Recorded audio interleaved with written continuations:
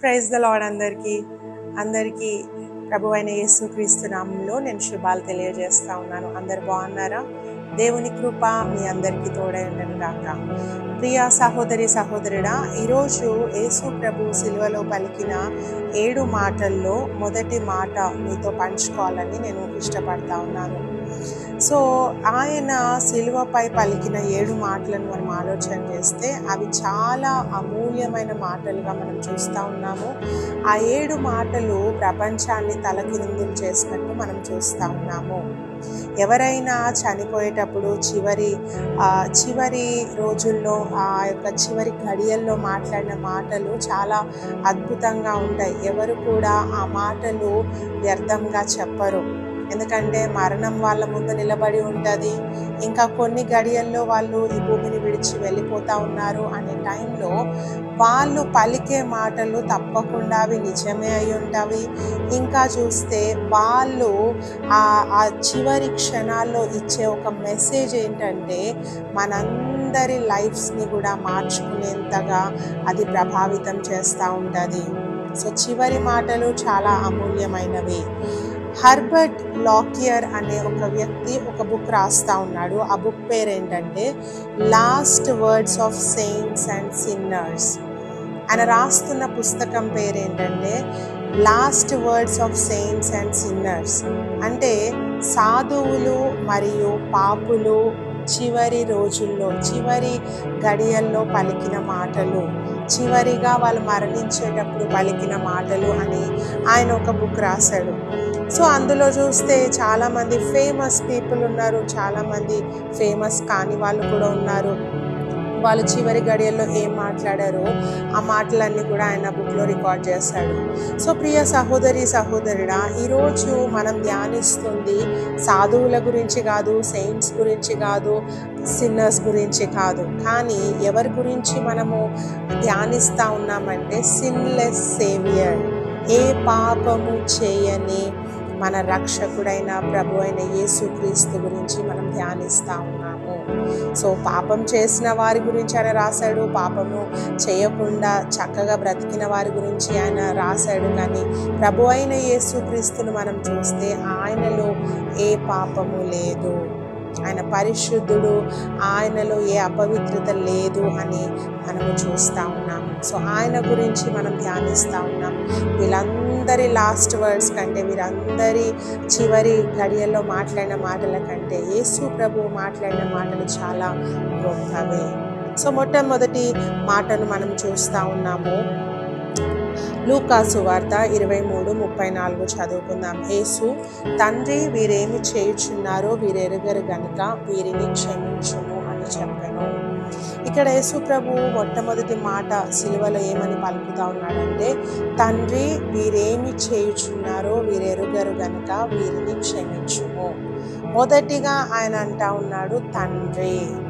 ఇక్కడ పరలోకపు తండ్రిని ఆయన పిలుస్తూ ఉన్నాడు. పరలోకపు తండ్రిని ఆయన జ్ఞాపకం చేసుకుంటా ఉన్నాడు. ఇది ఎటువంటి సమయము అనంటే ఆయన 2 చేతులలో మేకులు గుచ్చబడినవి, ఆయన తల మీద ముళ్ళ కిరీటము గుచ్చబడింది, ఆయన తల నుండి ఆ రక్తమంతా ధారధారలుగా కారుతూ ఉంది. ఆయన శరీరంలో ఉన్న ఆ యొక్క బ్లడ్ అంతా కూడా బయటకు వచ్చేస్తూ ఉంది. ఆ వెయిన్స్లో నుండి, కాళ్ళలో నుండి కూడా రక్తం కారుతూ ఉంది. ఎంతో బాధ, ఆ కొరడా దెబ్బల యొక్క బాధ, ఆయన శరీరం అంతా కూడా దున్నబడి ఆ రక్తాలు కారుతూ ఉంటే అప్పుడు పిలుస్తూ ఉన్నాడు తండ్రి అని.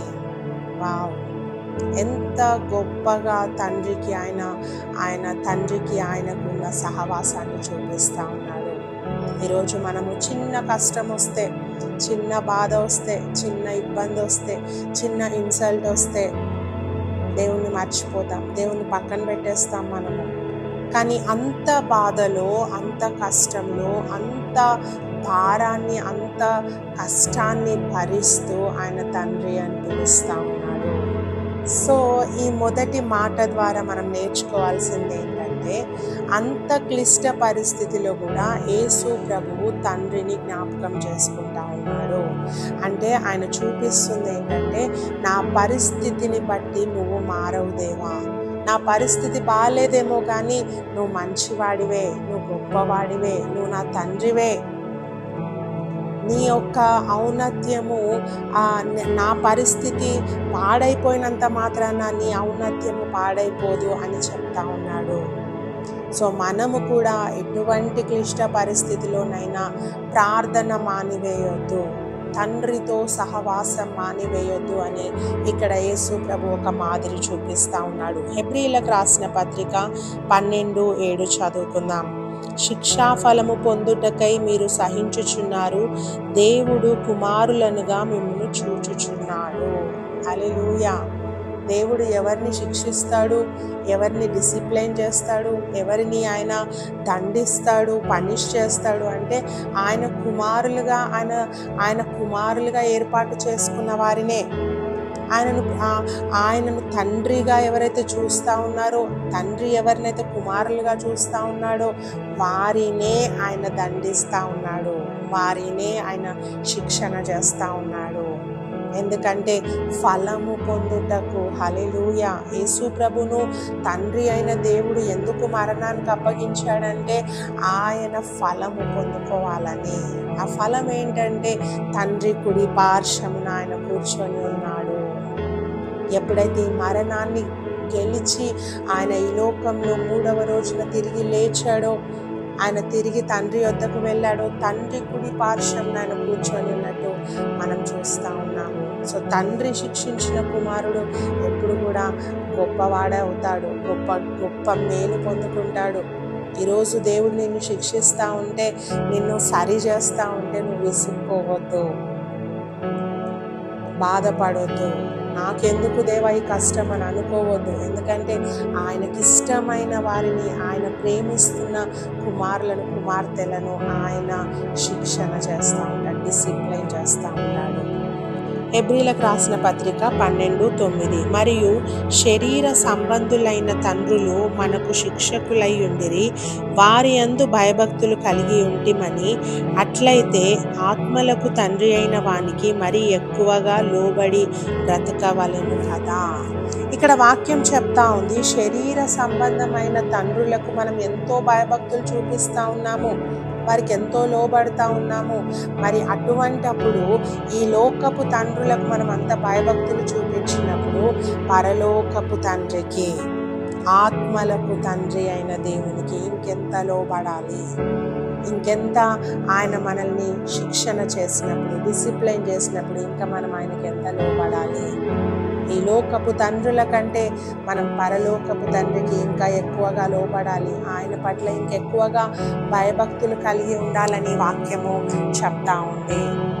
సో మొట్టమొదటిగా మనము యేసు ప్రభు యొక్క మొట్టమొదటి మాట నుండి నేర్చుకుంటుంది ఏంటంటే, తండ్రి అనే మాటను ఆయన విడిచిపెట్టలేదు, తండ్రితో సహవాసాన్ని విడిచిపెట్టలేదు, తండ్రిని ఇంకా ఆయన పట్టుకొనే ఉన్నాడు.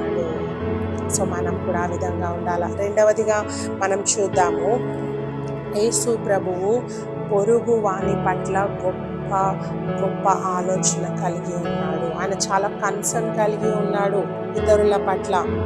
ఇక్కడ చూస్తే ఆయన అంటా ఉన్నాడు, క్షమించు అయ్యా, వీరిని క్షమించు అని చెప్తా ఉన్నాడు. అయితే ఎందుకు ఆ మాట అంటా ఉన్నాడు అని అంటే, ఆయన కంటే ఎక్కువగా తన పొరుగు వాణిని ప్రేమిస్తూ ఉన్నాడు.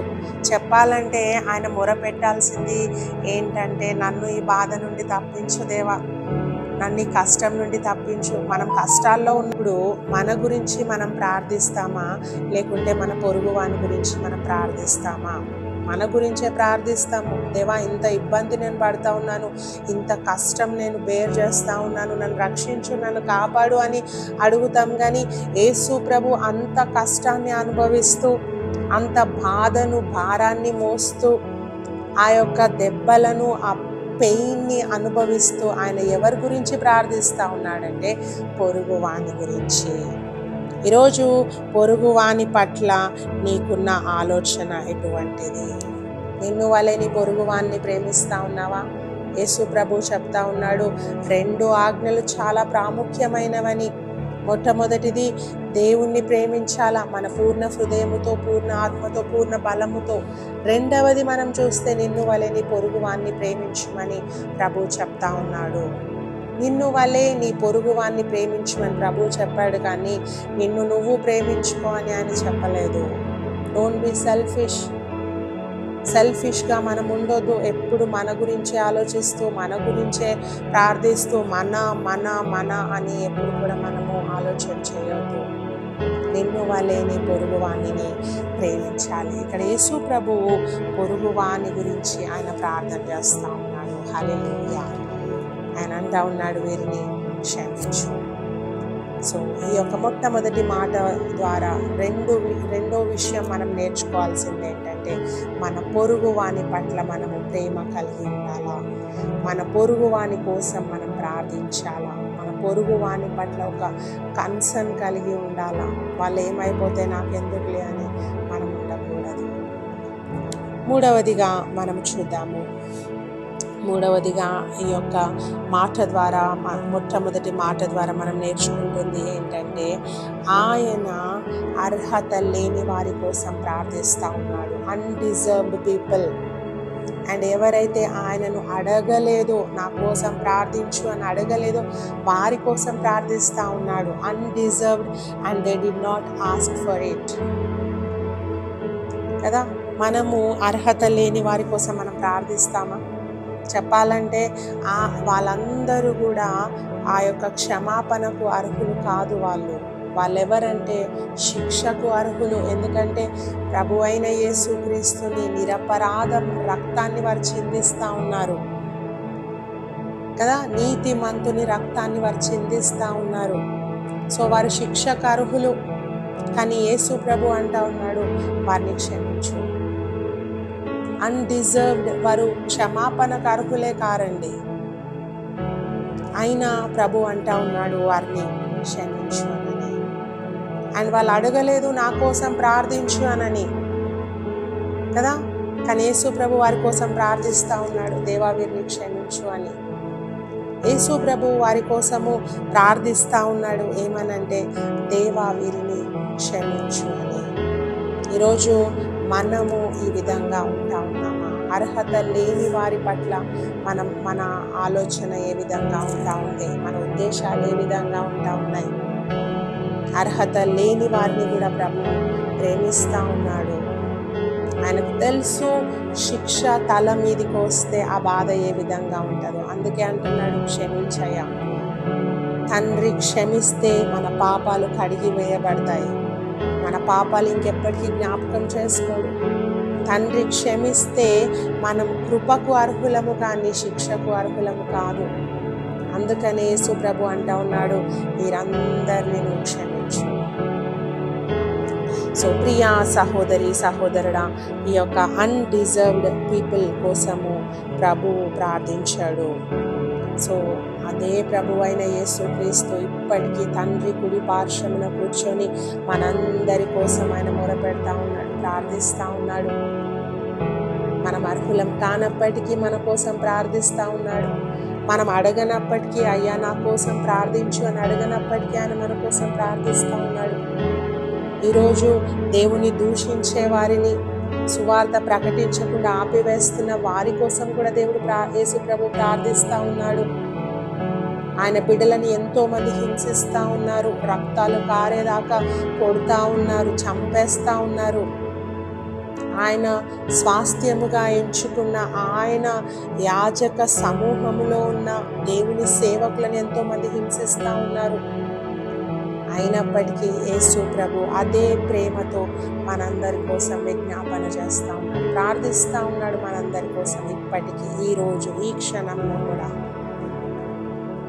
ఎంత గొప్ప ప్రేమ ఆయనది, ఎంత గొప్ప కృప ఆయనది కదా. మనల్ని బాధ పెట్టే వాళ్ళ కోసం మనం ప్రార్థించడం అంటే అది మామూలు విషయం కాదు. ప్రియ సహోదరి సహోదరుడు, నువ్వు ప్రార్థించగలవా? నేను ఒక మాట అంటే నువ్వు వారిని పక్కన పెట్టేస్తావు. నేను ఎవరైనా తిడితే వాళ్ళ జోలికి ఇంకా వెళ్ళము. కానీ అంత కష్టాన్ని అనుభవిస్తూ, సిలువలో మరణానికి చేరువవుతూ, రక్తాన్ని కారుస్తూ ప్రభువు వారిని ప్రేమిస్తూ ఉన్నాడు, క్షమిస్తూ ఉన్నాడు. సో మనము కూడా ఆ విధంగా ఉండాలి. మనల్ని బాధించే వారి కోసం ప్రార్థన చేద్దాం, మనల్ని హింసించే వారి కోసం ప్రార్థన చేద్దాం. వాళ్ళు అర్హులు కానప్పటికీ, వాళ్ళు మనల్ని అడగనప్పటికీ, అక్క నా కోసం ప్రార్థించు, అన్న నా కోసం ప్రార్థించు అని వాళ్ళు అడగనప్పటికీ మన బాధ్యత వారి కోసం ప్రార్థించడం. సో ఇక్కడ యేసు ప్రభు మాదిరి చూపిస్తూ ఉన్నాడు సిలువలో, మనం ప్రార్థించాలా. 4వదిగా మనం చూస్తే ఆయన ప్రేమకు, ఆయన కృపకు మనం అర్హులము కాదు. we don't deserve his love and grace.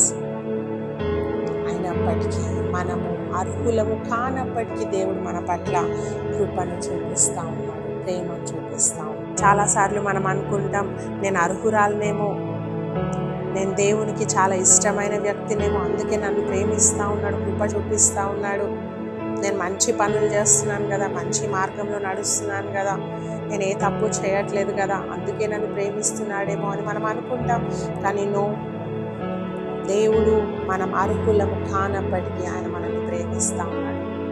దావీదు అంటా ఉన్నాడు, నా తల్లి గర్భంలోనే నేను పాపిని అని, పాపంలోనే నా తల్లి నాకు జన్మనిచ్చింది అని దావీదు చెప్తా ఉన్నాడు.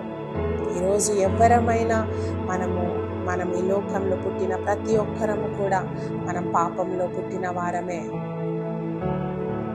అయితే మనల్ని శిక్ష నుండి తప్పించడానికి, ఆ నిత్య నరకాగ్ని నుండి మనల్ని విడిపించడానికి ప్రభు అయిన యేసుక్రీస్తు ఈ లోకానికి వచ్చాడు. ఈరోజు సువార్త యొక్క గొప్పతనం ఏంటంటే, ప్రభు అయిన యేసుక్రీస్తు మీద మనము నమ్మిక ఉంచితే ఆయన కృపకు, ఆయన ప్రేమకు మనం అర్హులమవుతాము. హల్లెలూయా.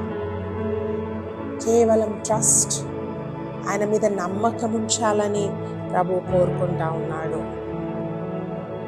సో ప్రియ సహోదరి సహోదరుడా, మనం అర్హులము కానప్పటికీ దేవుడు మన పట్ల ప్రేమను, కృపను చూపిస్తూ ఉన్నాడు. ఇంకా మనం చూస్తే 5వదిగా మనం చూస్తే లూకా సువార్త 23:34, వీరేమి చేయుచున్నారో వీరెరుగరు గనుక వీరిని క్షమించు. వీరేమి చేయుచున్నారో వీరెరుగరు. ఈ మాట గురించి మనం ఆలోచన చేద్దాము. నిజంగా వారు ఎరగరా?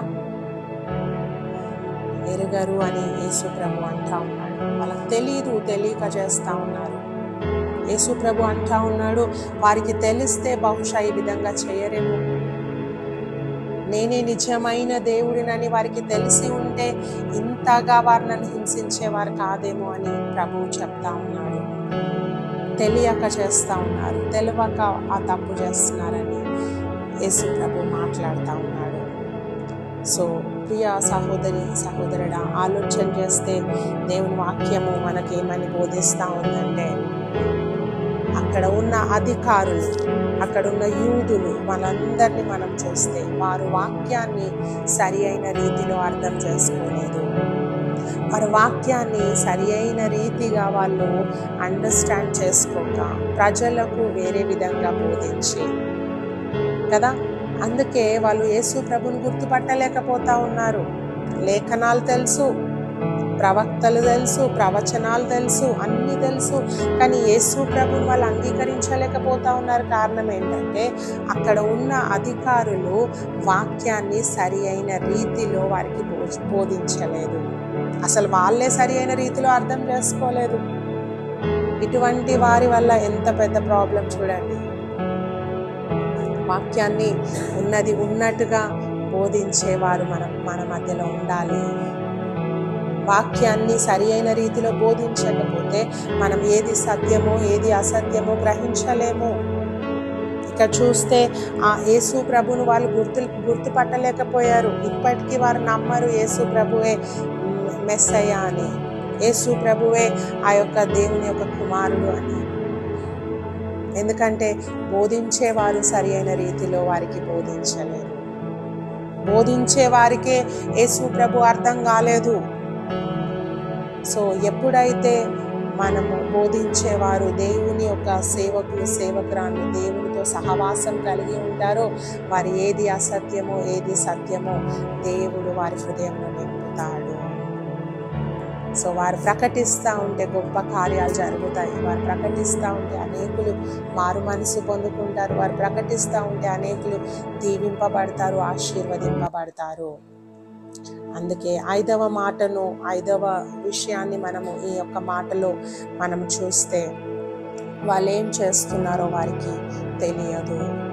ఇంకా మనం చూస్తే 2వ కొరింథీయులకు రాసిన పత్రిక 4:4 చదువుకుందాం.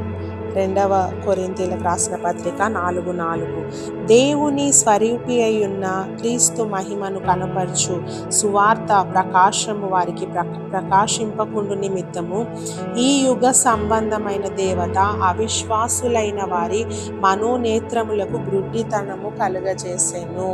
హల్లెలూయా. ఇక్కడ వాక్యం చెప్తా ఉంది, ఈ యుగ సంబంధమైన దేవత అవిశ్వాసులకు వారి యొక్క మనోనేత్రాలకు గ్రుడ్డితనాన్ని కలిగిస్తూ ఉందంట. ఎందుకు? సువార్తను తెలుసుకోకుండా, గాస్పల్ తెలుసుకోకుండా, గాస్పల్ అంటే ఏంటో అర్థం కాకుండా, దేవుని సువార్త అంటే దేవుని ప్రేమ ఏంటో, దేవుని కృప ఏంటో అర్థం చేసుకోకుండా ఈ యుగ సంబంధమైన దేవత వారి కన్నులకు, వారి మనోనేత్రాలకు గుడ్డితనాన్ని కలిగిస్తూ ఉంది. అందుకే చాలామంది యేసు ప్రభువుని అర్థం చేసుకోలేకపోతూ ఉన్నారు. యేసు ప్రభు మీద నిందలు వేస్తూ ఉన్నారు. యేసు ప్రభు మీద బురదలు చల్లుతూ ఉన్నారు. ఆయన ప్రేమను అర్థం చేసుకోకపోవడానికి కారణం ఏంటంటే, మొట్టమొదటిగా వాళ్ళకు తెలీదు, వాళ్ళు అర్థం చేసుకోలేదు. రెండవదిగా మనం చూస్తే వారి కన్నులకు ఈ యుగ సంబంధమైన దేవత గుడ్డితనాన్ని కలిగిస్తూ ఉంది. ఈ యుగ సంబంధమైన అపవాది మనం కూడా చూడండి, చాలాసార్లు దేవుని వాక్యం చదవాలనే ఆశ ఉంటుంది, ప్రార్థించాలనే ఆశ ఉంటుంది. కానీ మన మనోనేత్రాలకు గ్రుడ్డితనం కలిగించి ఫోన్స్లో బిజీ చేసేస్తూ ఉంటాడు అపవాది. ఫోన్ పట్టుకొని కూర్చుంటాం, ఒక రీల్ వెనుక ఒక రీల్, ఒక వీడియో వెనుక ఒక వీడియో, ఒక సోషల్ మీడియా కాకపోతే ఇంకో సోషల్ మీడియా, వాట్సాప్ కాకపోతే ఫేస్బుక్ కాకపోతే యూట్యూబ్. సో ఇదంతా డైవర్షన్, మన మనోనేత్రాలకు గుడ్డితనాన్ని కలిగించేది ఏంటంటే ఈ యుగ సంబంధమైన దేవత. సో అపవాది గురించి మనం చాలా జాగ్రత్తగా ఉండాలా. Don't waste your time. నీ సమయాన్ని వృధా చేసుకోవద్దు, సమయాన్ని సద్వినియోగం చేసుకోవాలి. సమయం ఉన్నప్పుడే వాక్యం చదువు, సమయం ఉన్నప్పుడే ప్రార్థించు, దేవునితో సహవాసం చేయి, దేవునితో టైం స్పెండ్ చేయి. దేవుడిని అద్భుతంగా ఆశీర్వదిస్తాడు. సమయం అయిపోతూ ఉంది, రాకడ సమీపిస్తూ ఉంది. సో మనం సిద్ధపడాలి.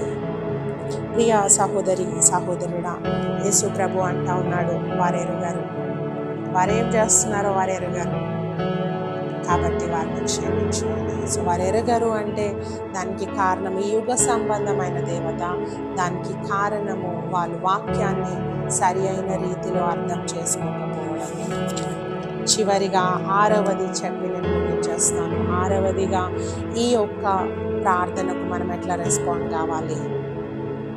ఈ యొక్క మొట్టమొదటి మాటకు మనం చేయవలసింది ఏంటి? యేసు తండ్రి, వీరేమి చేయుచున్నారో వీరెరగరు గనుక వీరిని క్షమించు అని ప్రార్థించాడు. ఈ ప్రార్థనకు మనం ఏం చేయాలి? మనం ఎట్లా రెస్పాండ్ కావాలి? చూడండి ప్రియ సహోదరుడా, మనలో చాలామంది ఇంకా రక్షణ పొందని వారు ఉండొచ్చు. మనలో చాలామంది ఇంకా పాపంలో జీవిస్తున్న వారు ఉండొచ్చు. మనలో చాలామంది పాపంలో జీవిస్తూ ఇది తప్పు అని తెలియని వారు ఉండొచ్చు, ఎరగని వారు ఉండొచ్చు. మనలో చాలామంది పాపం చేస్తూ పాపము యొక్క జీతము తెలియని వారై ఉండొచ్చు.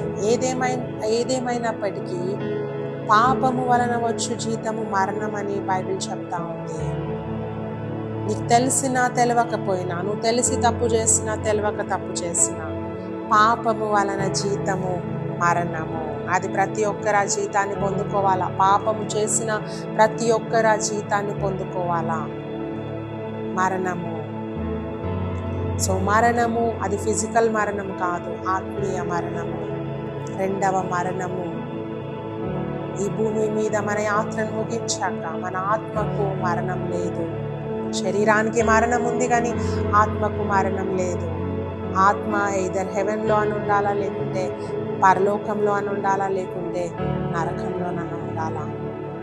సో నీ ఆత్మ జీవించాలి అంటే, నీ ఆత్మ మరణించకూడదు అని అంటే నువ్వు పాపాన్ని విడిచిపెట్టాలి, పరిశుద్ధతను అలవాటు చేసుకోవాలా, పరిశుద్ధతలో జీవించడానికి ప్రయత్నం చేయాలా, దేవుని సహాయం అడగాల. పరిశుద్ధాత్మ సహాయంతో నువ్వు పరిశుద్ధంగా ఈ లోకంలో జీవించాలా.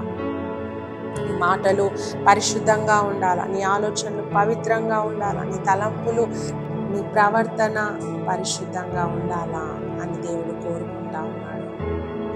సో ప్రియ సహోదరి సహోదరుడా, మనలో చాలామంది యేసు ప్రభు యొక్క క్షమాపణను మనం పొందుకున్నాం. అందుకే ఈరోజు ఇంత సంతోషంగా, ఇంత గొప్పగా, ఇంతగా మనము దీవింపబడతా ఉన్నాము. ఆ సంతోషంలో ప్రతిరోజు మనం జీవిస్తూ ఉన్నాము. అయితే ఈ క్షమాపణ తెలియక ఎంతోమంది ఇంకా పాపంలోనే జీవిస్తూ రోజు చస్తూ బ్రతుకుతూ ఉన్నారు.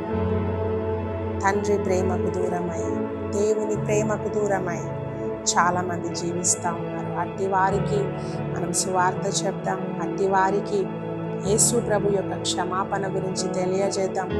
ఆయన క్షమించే దేవుడని మనం ప్రకటిద్దాం. ఈరోజు ఏ రక్షణ ఆనందాన్ని అయితే నువ్వు నేను అనుభవిస్తూ ఉన్నామో అది ఇతరులు కూడా పొందుకొని క్రీస్తులో ఆనందించేలాగున క్రీస్తు సువార్తను, క్రీస్తు క్షమాపణను ఇతరులకు మనము ప్రకటిస్తాము. దేవుడు ఈ కొద్ది వాక్యమును మనందరి వినికిడిలో దీవించునుగాక. God bless you all. ప్రార్థన చేసుకుందాం. మహాపరిశుద్ధుడా, మహోన్నతుడా, నీ పాదములకు వందనాలు, స్తుతులు, స్తోత్రములయ్యా. ఈ సమయంలో నీ సన్నిధానంలో చేరి ప్రభా కొద్దిసేపు తండ్రి శిలువ ధ్యానంలో ప్రభా మొట్టమొదటి మాటను మేము జ్ఞాపకం చేసుకున్నామయ్యా. నిజంగా నీ ప్రేమ ఎంత గొప్పది ప్రభా. నిన్ను హింసించు వారి కోసం నువ్వు ప్రార్థించావయ్యా, నిన్ను బాధ పెడుతున్న వారి కోసం నువ్వు ప్రార్థించావయ్యా. నీ తల మీద ముళ్ళ కిరీటము ఉంచి బ్రహ్మ తండ్రి నిన్ను చూసి నవ్వుతున్న వారిని, హేళన చేస్తున్న వారిని, చీట్లు వేస్తున్న వారిని నువ్వు క్షమించావు బ్రహ్మ.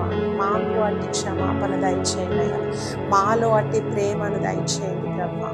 నీకు స్తోత్రములయ్యా. నీ ప్రేమను మేము ఇతరులకు చూపించుటకు మాకు సహాయం చేయండి. నీ వలె ఒక మాదిరికరమైన జీవితాన్ని మేము గడుపుటకు మాకు సహాయం చేయండి బ్రహ్మ. తండ్రి నిజంగా ఈ లోకంలో ప్రభ మేము తెలిసి తెలియక చేస్తున్న అపరాధములన్నిటినీ ప్రభ నువ్వు క్షమించే దేవుడు అయినా బ్రహ్మ. తండ్రి మమ్మల్ని క్షమించండి. తిరిగి ఆ తప్పిదములు చెయ్యకుండా, వాటి జోలికి వెళ్ళకుండా మీరు సహాయం చేయండి ప్రభ. ఈ యుగ సంబంధమైన దేవత మా కన్నులకు గుడ్డితనమును ప్రభ, మనోనేత్రాలకు గుడ్డితనాన్ని కలిగిస్తుండగా ప్రభ, ఆ యుగ సంబంధమైన దేవతను ప్రభ మీరు గద్దించండి ప్రభ. నీ వాక్యాన్ని ప్రభ మాకు తేటపరచండి. నీ వాక్యాన్ని మేము నేర్చుకొని వాక్యానుసారంగా మేము బ్రతుకుతాం. సమయాన్ని పోనివ్వకుండా ప్రతిరోజు నీ వాక్యంలో మేము తండ్రి నీ వాక్యంలో మేము వర్ధిల్లుటకు మాకు సహాయం చేయండి. నీ ప్రేమను బట్టి, నీ కృపను బట్టి, నీ కనికరాన్ని బట్టి నీకు వందనాలు, స్తుతులు, స్తోత్రములు తండ్రి. నీకే కృతజ్ఞతాస్తుతులు చెల్లిస్తా ఉన్నామయ్యా. తండ్రి నీ యొక్క రక్షణ ఆనందాన్ని మేము పొందుకున్నాము, నీ క్షమాపణను ప్రభ మేము పొందుకున్నాము. ఈరోజు ఇంత గొప్పగా ఆత్మలో ఆనందిస్తూ ఉన్నాము. ఆత్మలో వీఆర్ రిజాయిసింగ్లో ఈ ఆనందము అనేకులకు మేము పంచులాడున్నాము.